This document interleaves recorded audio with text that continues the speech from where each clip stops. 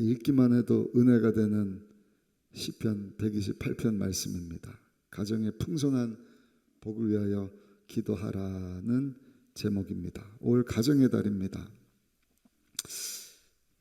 사실은 그 가정의 달뿐만 아니라 1년 내내 평생토록 우리가 가정을 위해서 기도해야 합니다.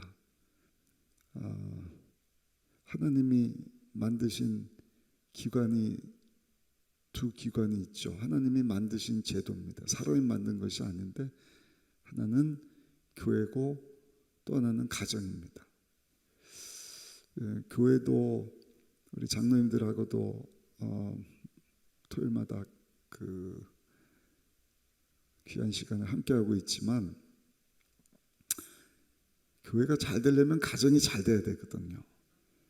그 교회 지도자들을 아무나 세우는 것이 아니라 디모데 전후서 디도서 이렇게 보면 한 아내의 남편으로 자녀들을 잘 양육하는 자가 교회 감독이 되고 장로가 되고 지도자가 되어야 된다. 그런 사람이 교회도 잘 섬길 수 있다는 것이죠.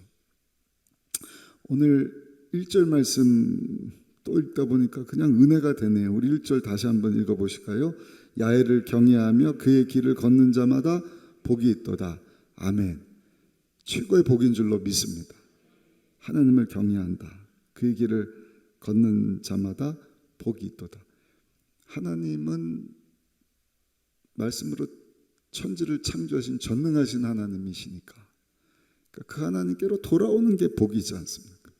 그 하나님을 우리가 이렇게 새벽에도 예배드리고 또 이 성경을 통해서 그 하나님의 말씀을 듣고 깨달아 알고 내 뜻이 아니라 이 어마어마하신 우리의 구원자 하나님의 뜻 가운데 산다는 것 자체가 은혜고 복이지 않습니까?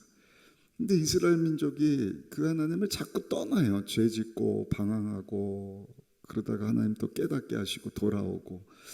그 시편 제가 새벽에 한번 다 나눴죠. 큰 은혜를 받았습니다. 또 한번 살펴보고 싶을 정도로.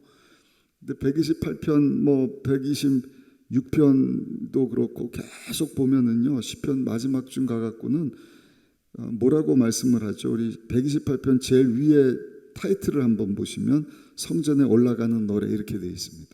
그러니까 포로로 끌려갔다가 돌아와서 그 예루살렘 성을 향하여서 이 이스라엘 민족들이 성전으로 나아가는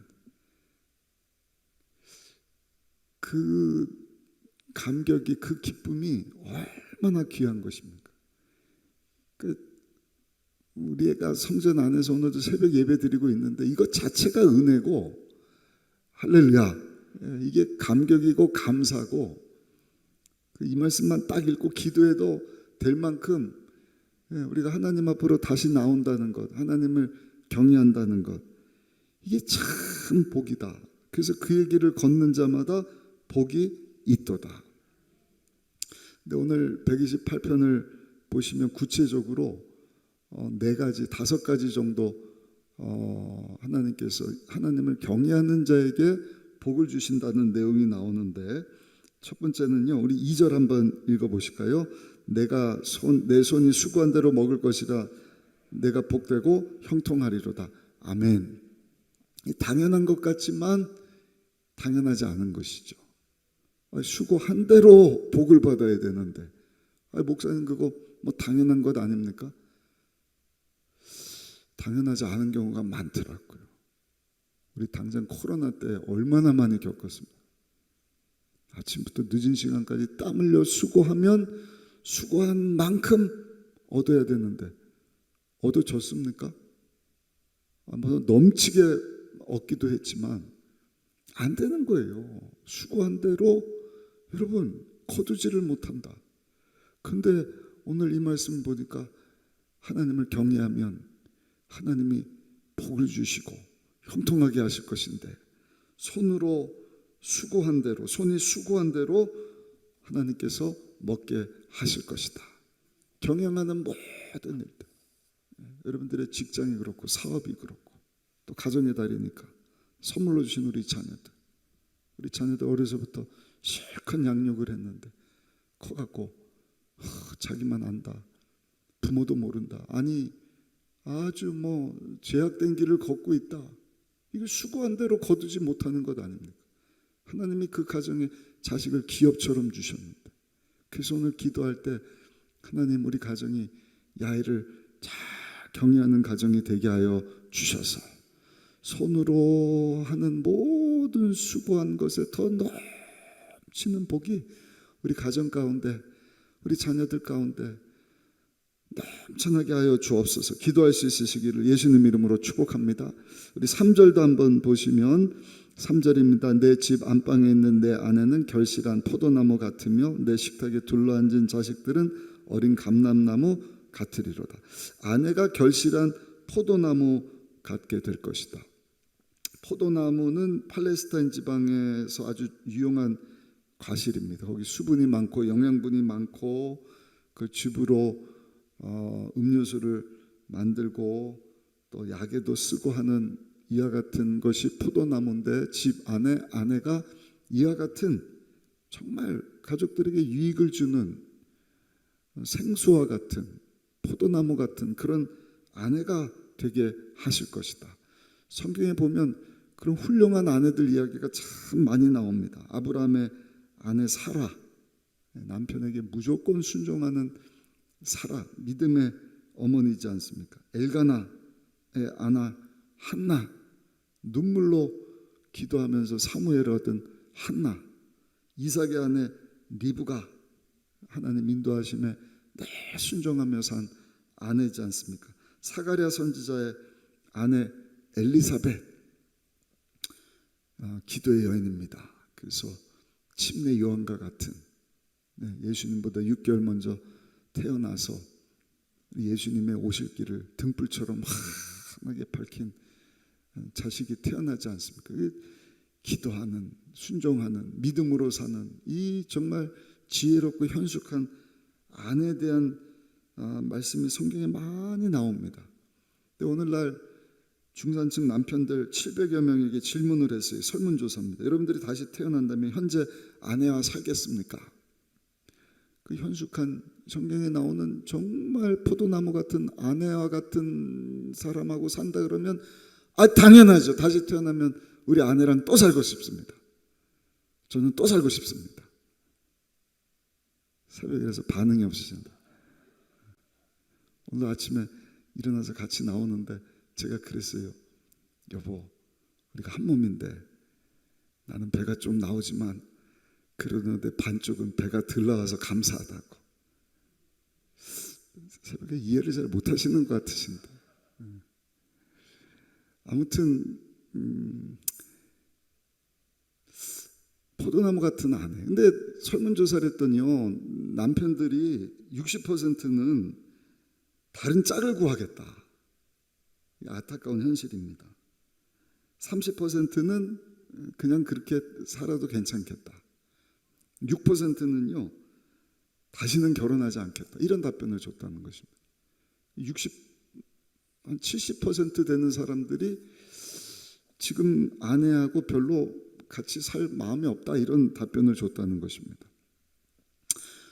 남편만 그럴까요? 아내는 어떻습니까? 여기 그 아내가 포도나무 같을 것이다. 아내뿐만 아니라 가정에 아내만 있습니까? 그 반쪽 남편도 있지 않습니까? 남편도 포도나무 같은 남편이 돼야죠. 할렐루야, 할렐루야. 그래서 기도해야 할 줄로 믿습니다.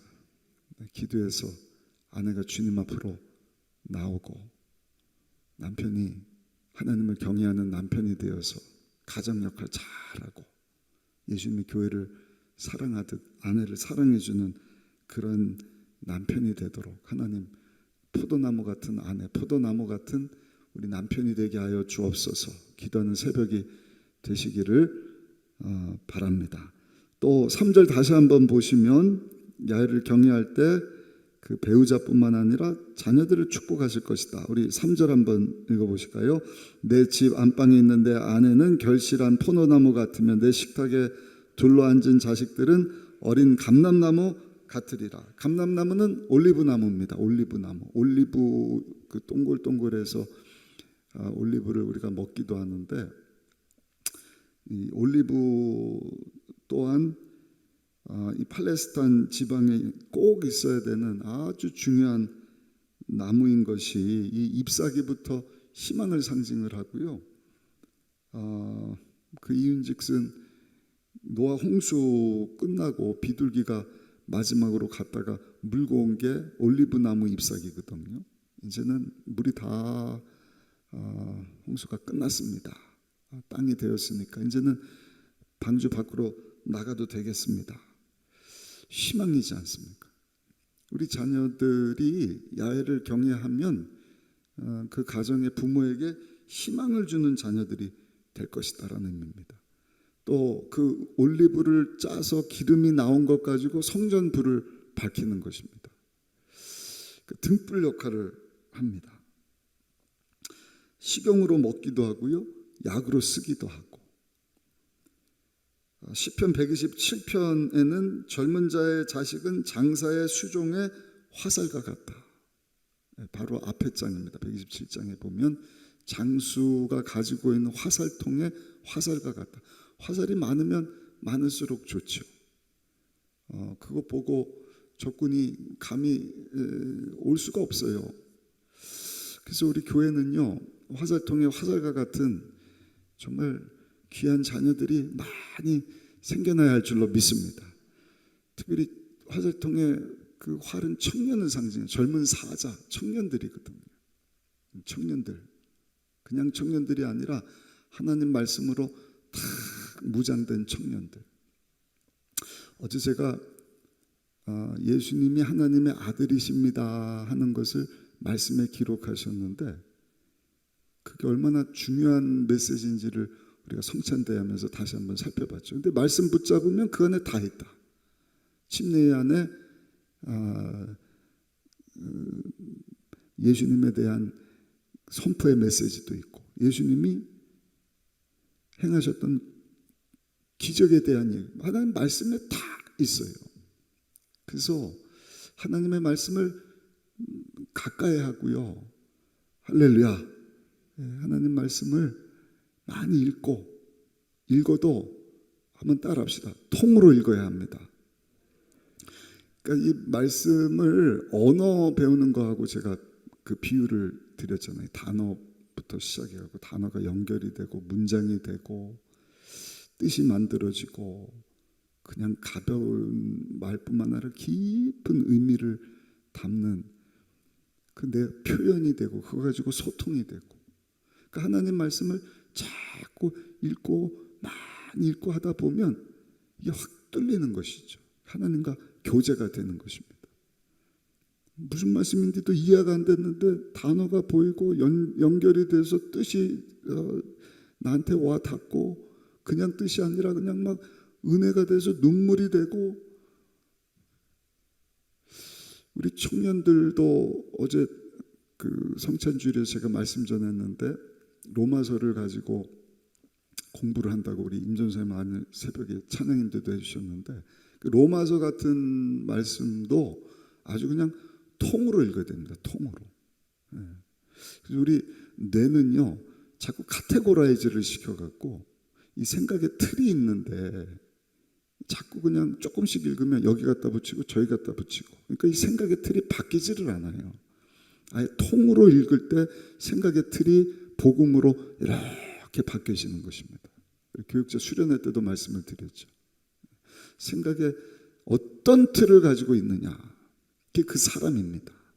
왜냐하면 그 틀을 통해서 내가 받는 정보가 내 마음까지 들어오거든요. 잠언 4장 23절, 무릇 지킬 만한 것보다 내 마음을 지키라. 무릇 생명의 근원이 이에서 남이니라. 그러니까 마음이 병들면은요, 육신도 병이 들더라고요. 반대로 육신이 병든 사람들이 마음이 치료가 되면 약 안 먹고도 병이 나아요. 할렐루야, 할렐루야. 그 마음을 지켜야 돼요. 이 마음하고 생각하고는 연결이 돼 있거든요. 그 마음에 있는 것이 생각으로 연결돼서 나오는 것이 말입니다. 태도입니다. 그러니까 그 사람 말하는 것 보고 태도 보면 아, 저 사람은 마음이 그렇구나. 근데 생각의 틀이 이게 세모다 그러면 아무리 좋은 게 들어가도 그 틀 따라서 마음 가운데 전달이 되거든요. 그 마음의 것이 또 나올 때도 아무리 좋은 마음을 갖고 있어도 틀이 세모니까 세모가 전달이 되는 것입니다. 우리 교회에서는요, 지금까지도 그랬지만 앞으로 하여튼 이 틀을 확 바꿔버려야 돼요. 하나님의 말씀으로. 아멘. 이단이 무서운 것이 그 틀을 그냥 삽시간에 바꿔버린다니까요. 몇 개월 그냥 공부하면 사람이 완전히 그 틀 안에서 사고하고 그 틀 가지고밖에 생각이 안 되는 거예요. 요즘에는 얼마나 지독하게 이단들이 그냥 사람들을 힘들게 하는지 다시 회복되는데 과거에는 한 2달이면 바뀌었는데 지금은요 2달이 아니라 막 1년이 지나도 이 모든 걸 다 틀을 바꿔봐야 되기 때문에 참 힘들다. 하는 게 뭐예요? 비유풀이부터 시작해갖고 색깔을 슬슬 바꾸기 시작합니다. 그래야 이만희가 요한계시록에 나오는 이긴 자가 되고 자기네들의 구세주가 되니까. 아닌 것처럼 생각되지만 이게 틀이 한번 싹 바뀌어버리면 이만희가 자기네들 구세주예요. 과천이 신천 신지가 되는 것이고 14만 4천 명 안에 들어야 안 죽는데요. 안 죽는데요. 미친 소리 같죠. 근데 틀이 바뀌어버렸기 때문에 벗어날 수가 없는 거예요. 모든 게 들어와도 그 틀 따라서 마음은 그 틀 따라서 나가고.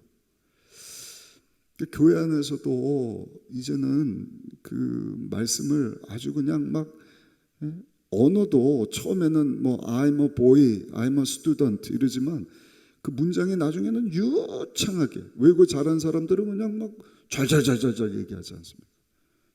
그러니까 하나님의 말씀도 우리가 그냥 통으로 막 읽고 암송도 하고 할렐루야 할렐루야 그 복음으로 그냥 생각이 확 바뀌어서 말씀에 미친 우리 자녀들이 일어나야 될 줄로 믿습니다.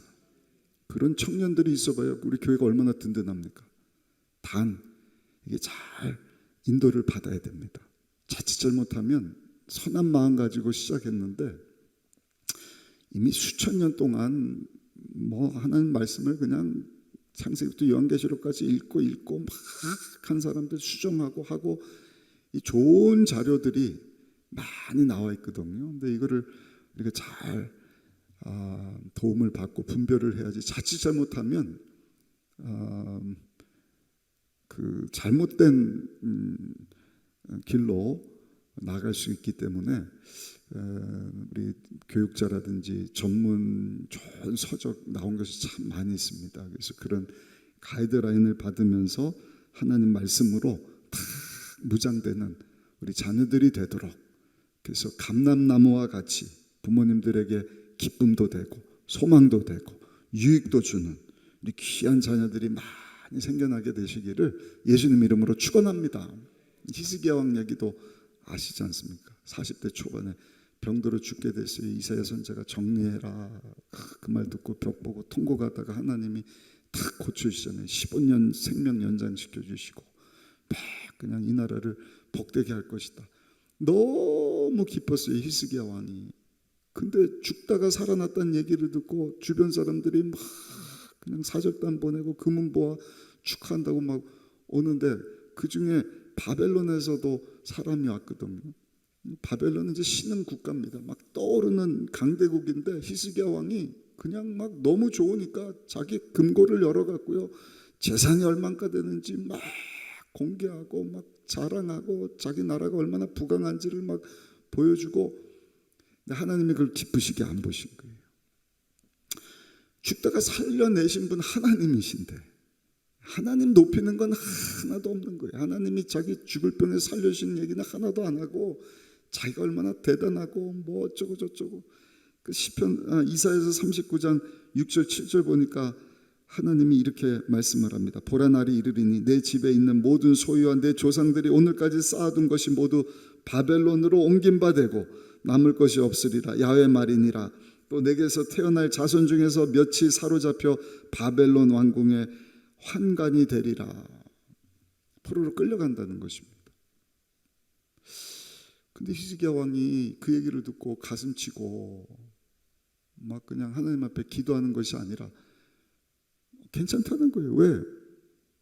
내 건강 편안하게 해주셨고 나라도 지켜주신다 그랬는데 후대에 가고 뭐 바벨론에게 망하든지 포로로 끌려가든지 저는 상관할 바가 아닙니다. 그 결과 어떻게 돼요? 아들 므낫세가 유대 왕이 되긴 하지만 여러분 바벨론에게 넘어가고요. 그 자손들이 바알 신을 섬기고 아사라 목상을 만들고 일월 성지를 숭배하고 그 이후에 유다 나라는요 흔적도 없이 사라져 버리게 됩니다. 반대로 우리 잘 아는 프랑스 과학자 철학자 파스칼, 어려서부터 몸이 아주 약했어요. 근데 그 어머니가 병약한 아들을 두고 먼저 세상을 떠납니다. 근데 아버지가 참 대단해요. 재판장이었던 아버지가 이 얻은 아들을 위하여서 자기 일을 내려놓고요. 엄마가 이제 없으니까 그 아들을 파스칼을요 어려서부터 말씀으로 양육을 합니다. 기도하면서 신앙으로 교육을 시켜주는 것이죠. 그 결과 파스칼이라고 하는 사람은 세계적인 인물이 됩니다. 또 말씀드리지만 제가 자녀가 많아서 그런 것 같아요. 우리 자녀들 가만히 알아서 감람나무 되겠지 절대로 그렇지 않습니다.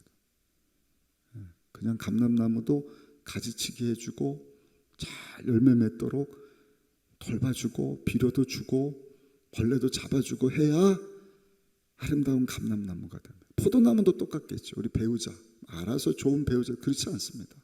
알아서 좋은 남편 되겠지, 좋은 아내 되겠지. 아니요. 배우자를 위해서 기도해주고 특별히 우리 자녀들 신앙으로 잘 양육될 수 있도록.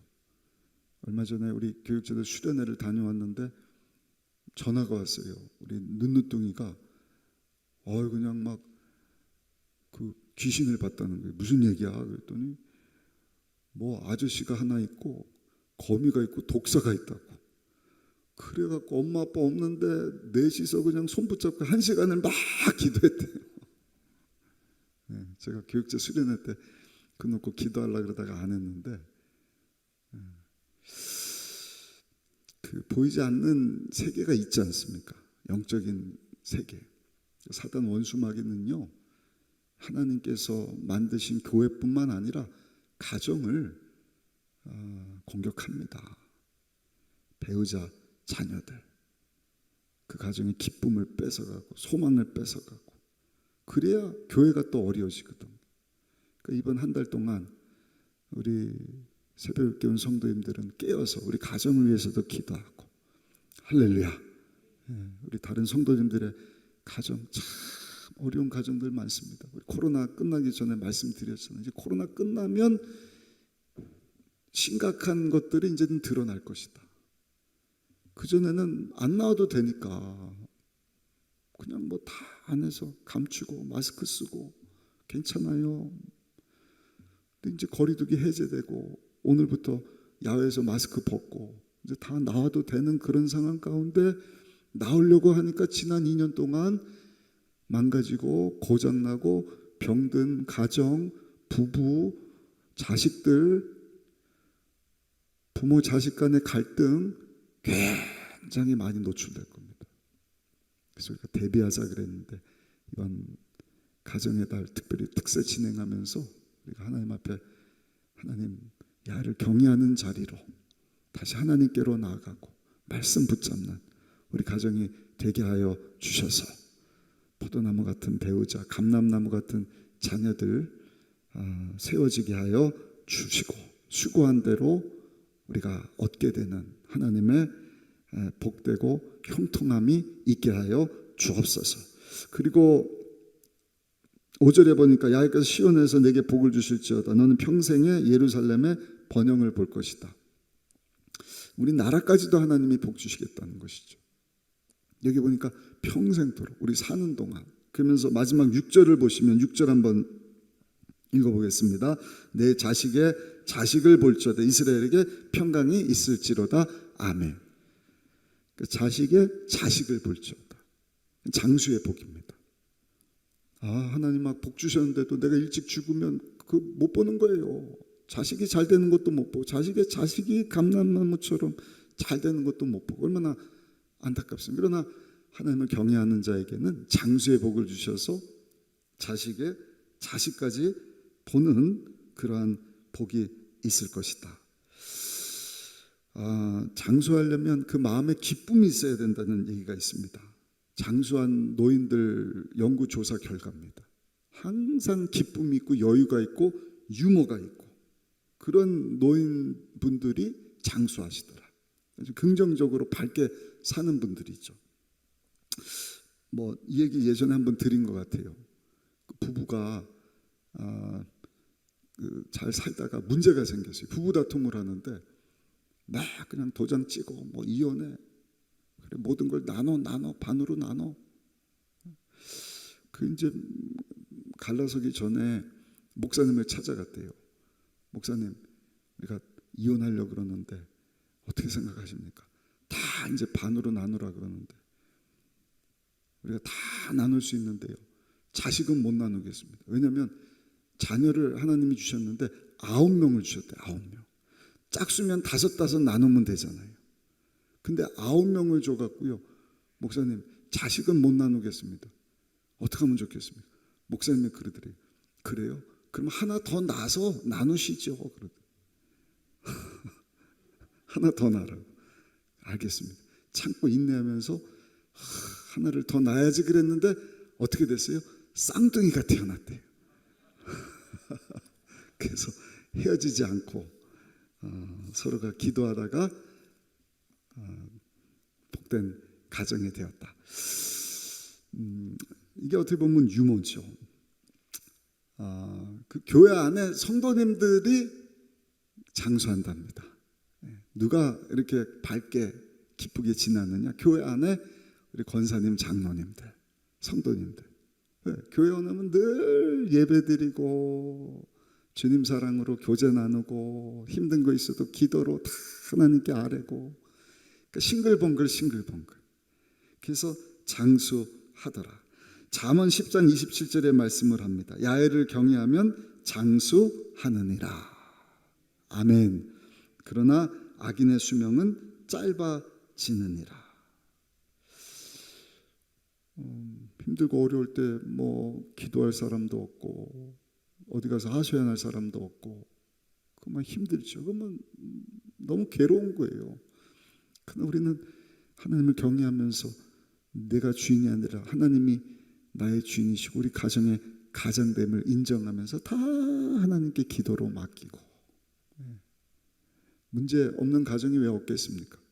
그럼에도 약속의 말씀 붙잡고 하나님, 우리 배우자가 포도나무 같이 되게 하시고 우리 자녀들이 감람나무 같이 되게 하여 주옵시고 수고한 것 그대로 얻는 하나님의 복을 얻게 하시고 하나님 또 건강 주셔서 장수할 수 있도록 기쁨도 허락하여 주옵소서. 그럴 때 사랑하는 우리 순복음 의정부께 성도 여러분, 하나님께서요 저 여러분들의 가정을 복되게 하실 줄로 믿습니다.